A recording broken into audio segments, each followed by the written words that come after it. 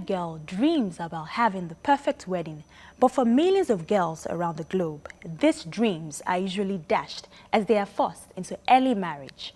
I am Oyinlola Sally, and today on A Woman's World, we take a look at early marriage in Ethiopia and how one organization is making a difference in the lives of the victims. We will meet a lady who isn't deterred by dangerous or congested waters. We will also bring you up to date with the latest headlines in the world of women. And on trends, well, forget the queues, the crowd, and the fight for parking space. There is another alternative. Now onto our issue of the day, early marriage.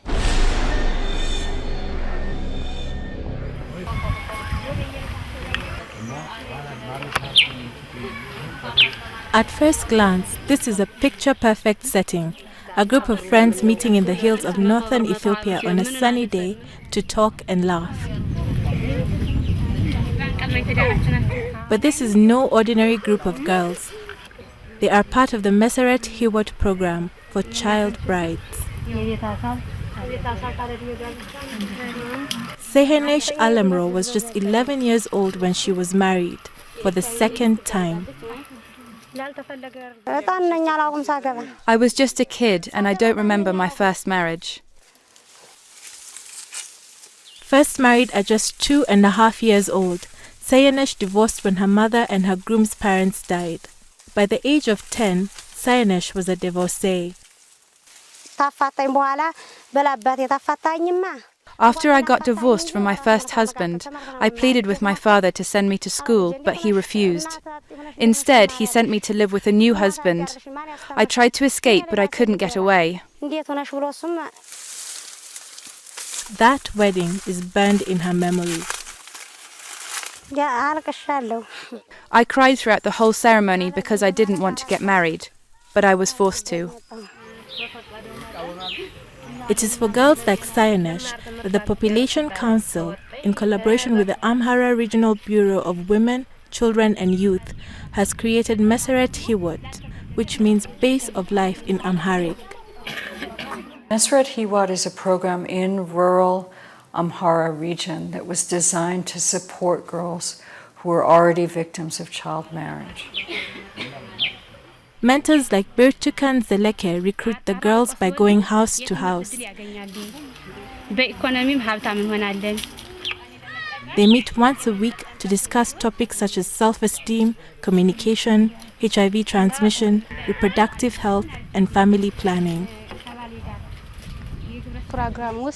What the girls like most about the group is the information about family planning.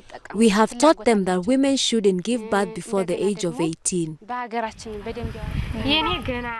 I got married at 16. I have just one baby because now I get contraception injections.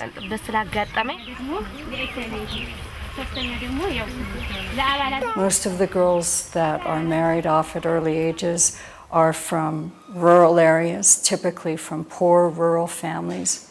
Most of these girls, in Ethiopia at least, have never been to school. A lack of education is not the only hardship these girls endure. Early marriage leads to early childbearing. So in these rural areas where early marriage takes place, very often the first birth is in the home at very young ages, which does result in increased risk for the girl and her baby. Sehenesh was just 13 when she gave birth to her son and 15 when her daughter was born. Her story is all too familiar in these parts of Ethiopia. In a place like Amhara, nearly half of the girls in that region will be married during early adolescence or by her 15th birthday. And virtually all the girls will be married by her 18th birthday. Parents typically arrange these marriages without the child's consent or knowledge, and the grooms are almost always significantly older than their brides. That results, for example, in her not being able to negotiate her new marital roles. So, for example, if she wanted to use family planning, it would be much more difficult for her to address that issue with this much older spouse of hers. The program also offers these socially isolated girls a chance to form friendships. Before the program, I didn't know my neighbours, but now we have all become friends. Since we have been discussing various issues in the group, I have seen our community change for the better.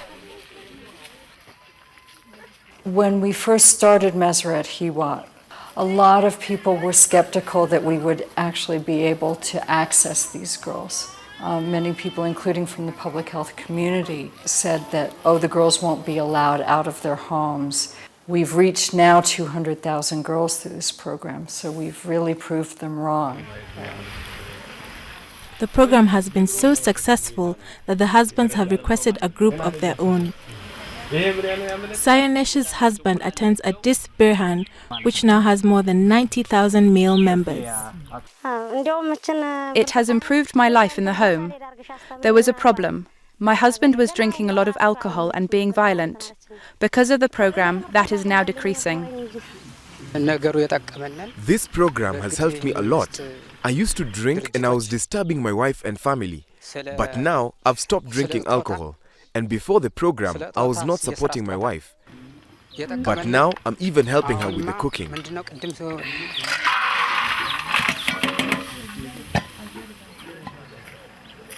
The Population Council has also begun to train local priests.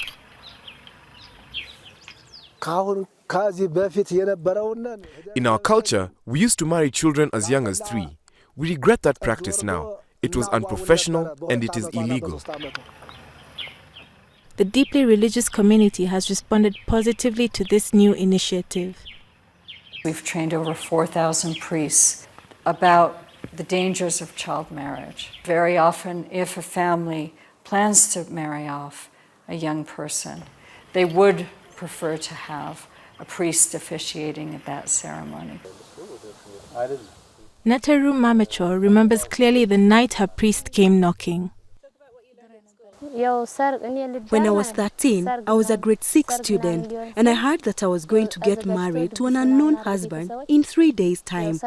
When I heard that, I was very upset, but my spiritual father came and insisted that my father should stop the marriage.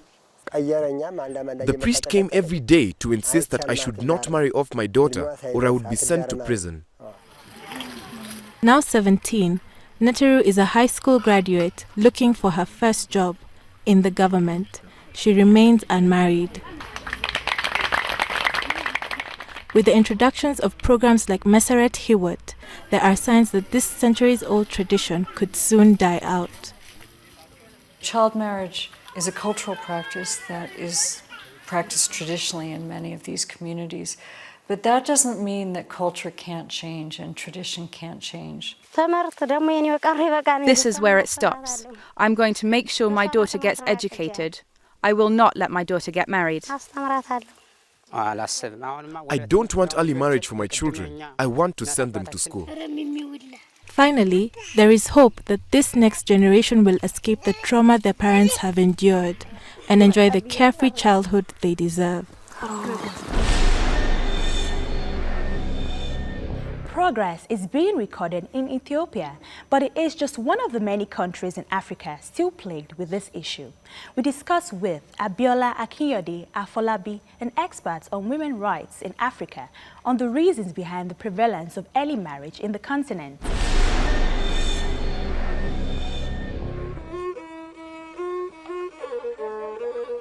Some say that if a girl is old enough to carry water, she is old enough to be married.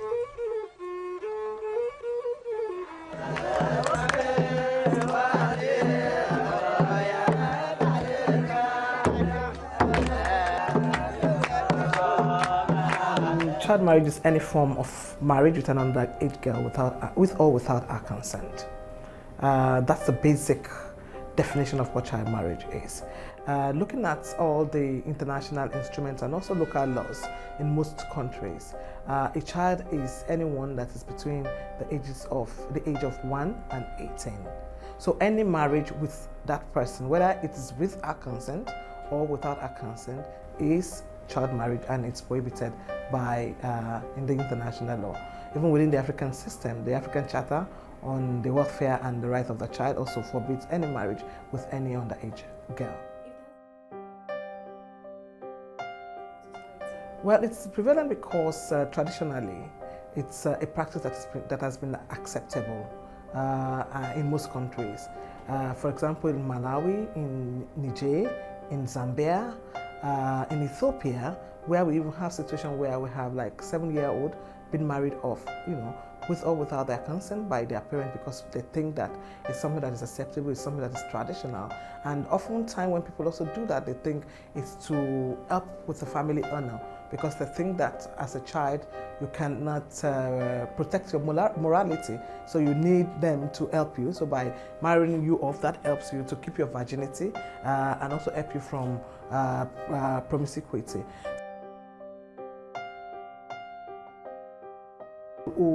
And because this happens oftentimes in rural poor, among the very poor people, people who are also deprived, communities where there is high cases of poverty. And I think that goes all along the whole of Africa. We have that indicator of poverty all over Africa. And because of that, people just also want to exchange. So it's another form of slave trade in the real sense. They just want to exchange their daughters for money by giving them out in marriage and also collecting cows' money in return. So this is still, it's very prevalent. So it's traditional.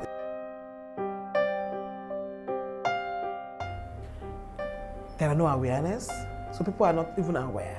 You know that it's very prevalent in grassroots communities. So oftentimes these laws are just made and just put on the table. So there are no steps by the government to bring the law to where those laws are needed. So that's the first problem. So the problem of awareness. Also, that problem of awareness also goes to people who are supposed to be enforcing the law, like the police. Some of them are not even aware. You have some countries where those laws are made. The police is not aware that the law is in place. So they still come up with that traditional belief that it is something that is acceptable. So when you bring even cases to them, you find that kind of problem.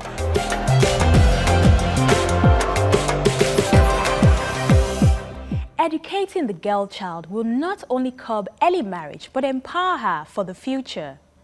Coming up, we meet a woman who is doing something only a handful of women have dared to do. And on Trends, it's all about online shopping. But first, let's see what events made the headlines this past week in the world of women. Stay tuned.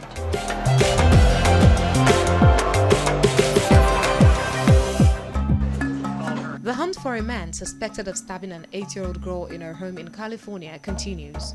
More than 100 officials from various law enforcement agencies were patrolling the area as children returned to school. Debbie Roberts knew the child and tied purple ribbons on trees in Harana. She's happy, smiley.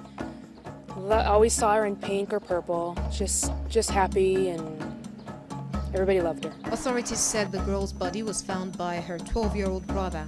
She was pronounced dead at a nearby hospital. Turkish doctors have detected the heartbeat of the world's first baby in a womb transplanted from a dead donor. The announcement was made in a hospital in southern Turkey, where the first woman to have a successful womb transplant from a dead donor was pregnant. 22-year-old Derya Sert was born without a womb and had been receiving in vitro fertilization (IVF) treatment after the transplant in August 2011. The president of Akdeniz University, where the transplant had been performed, said he was looking forward to a happy ending soon. 1 in every 5,000 women globally is born without a womb, while thousands more have the organ removed due to cancer or other diseases, leaving them unable to get pregnant. Still in India, a 4-year-old girl who was raped and left bleeding outside a farm has died. The little girl died from a cardiac arrest in the western Indian city, nearly 2 weeks after 2 men lured her away with chocolate, raped her and left her bleeding outside a farm. Doctors said the child died after all efforts to revive her had failed. 7:45 को cardiac arrest के कारण patient की मौत हो गई। Condition जो शाम की बुलेटिन में जो बताया गया था कि पेशेंट डिटोरिएट हो रहे हैं, कंडीशन ख़राब होती जा रही थी. पेशेंट कार्डियक अरेस्ट में जाने की वजह से उनकी मौत हो गई. 2 men have been arrested in connection to the crime. In India, another young girl has been brutally attacked. A 6-year-old girl was raped with her throat slit opened in New Delhi at a public toilet where the girl went for her daily bath. The crime comes only days after the rape of a 5-year-old girl sparked a huge public outcry and reignited the demand of capital punishment for all rapists. The police were quick to seal the crime scene and detained 22 suspects with past criminal records in the region. इस तरह ने 22 लोगों को round up किया है जो कि शक के दायरे में आते हैं, नशेड़ी और गंजेड़ी या इस तरह के लोग हैं. The girl was taken to a trauma center where she underwent an emergency surgery. According to UNICEF, 1 in 3 rape victims in India are children. Nollywood star Omotola Jalade Kennedy has been named as an icon on Time magazine's 2013 list of 100 most influential people in the world. Popularly referred to as Time 100, the list is divided into various sections: titans, pioneers, leaders, icons, and artists. Called almost sexy by her fans, Omotola is married to an airline pilot and a mother of 4. Hollywood is Nigeria's movie industry. President of Malawi, Joyce Banda, was also recognized in the leaders category.